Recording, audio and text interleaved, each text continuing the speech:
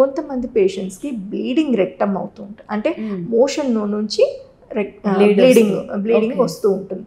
So majority of the times ఇవన్నీ ఏంటంటే piles ఏమో అనేసి అశ్రద్ధ చేస్తూ ఉంటారు.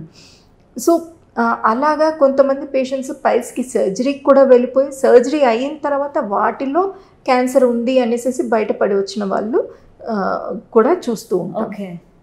సో ఇప్పుడు రీసెంట్గా నా దగ్గర ఒక 35 years మేల్ పేషెంట్, పాపం హిమరాయిడ్స్ అనుకొని, అంటే పైల్స్ అనుకొని ఒక 1-2 years నుంచి డిఫరెంట్ ప్లేసెస్కి వెళ్ళి అందరు ప్రతి వాళ్ళు ఈ మెడిసిన్ ఆ మెడిసిన్ అని రాయటము, కానీ ఎవరు కూడాను గుర్తుపట్టలేకపోయారు. ఆ తర్వాత మా దగ్గరకు వచ్చేసరికి ఆల్మోస్ట్ ఆల్ స్పింక్టర్స్ అన్నీ కూడాను ఇన్వాల్వ్ అయిపోయాయి. ఆ పేషెంట్కి ఇప్పుడు రేడియేషన్ అనేది స్టార్ట్ చేయాల్సి వచ్చింది. సో సిమ్టమ్స్ ఏది వచ్చినా కానీ ప్రాపర్గా డయాగ్నోస్ అయితే పర్వాలేదు, లేదంటే హయ్యర్ సెంటర్స్కి వెళ్ళిపోయి, ఎందుకంటే ఇప్పుడు అందుకని ఈ టీవీ ప్రోగ్రామ్స్ కానీ ఈ అవేర్నెస్ ప్రోగ్రామ్స్ కానీ చేయడానికి మెయిన్ కారణం ఏంటంటే జనాలలో అవేర్నెస్ పెంచాలి అనేసి. మీకు ఒకవేళ ఆ పలానా లోకల్ హాస్పిటల్స్లో కరెక్ట్గా డయాగ్నోస్ అవ్వట్లేదు అని డౌట్ వస్తే కనుక వెంటనే మీ దగ్గరలోనే అదర్ హయ్యర్ సెంటర్స్కి వెళ్ళిపోయి ఆర్ స్పెసిఫిక్ ఆంకాలజీ సెంటర్స్కి వెళ్తే వెంటనే డయాగ్నోసిస్ అనేది ఈజీ అవుతుంది. ఆ తర్వాత దాని ప్రకారం ట్రీట్మెంట్ చేయొచ్చు అనమాట. ఇంకొక విషయం, ఇప్పుడు బ్రెస్ట్ క్యాన్సర్స్ అన్నాడు.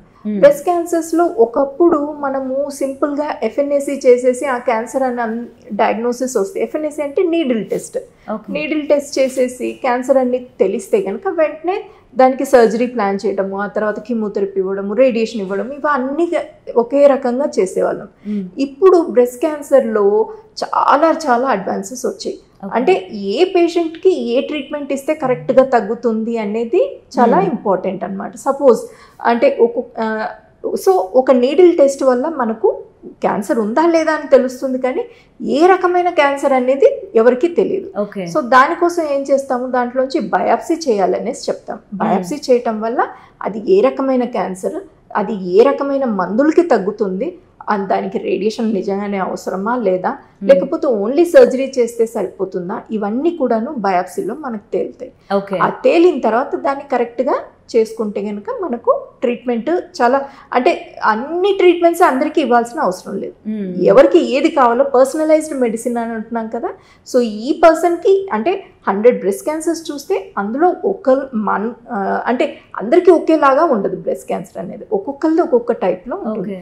ఎవరికి ఏది కావాలి అనేది ట్రీట్మెంట్ అనేది ఆ బయాప్సీస్లో ఇనిషియల్ స్టేజింగ్లో తెలిసిపోతుంది. దాని ప్రకారం ట్రీట్మెంట్ ఇస్తే సరిపోతుంది. సో ఇలా సిమ్టమ్స్ ప్రతి పేషెంట్కి అంటే వాళ్ళకి సంబంధించిన క్యాన్సర్ వచ్చిన దాని ప్రకారం సిమ్టమ్స్ ఉంటూ ఉన్నాయి.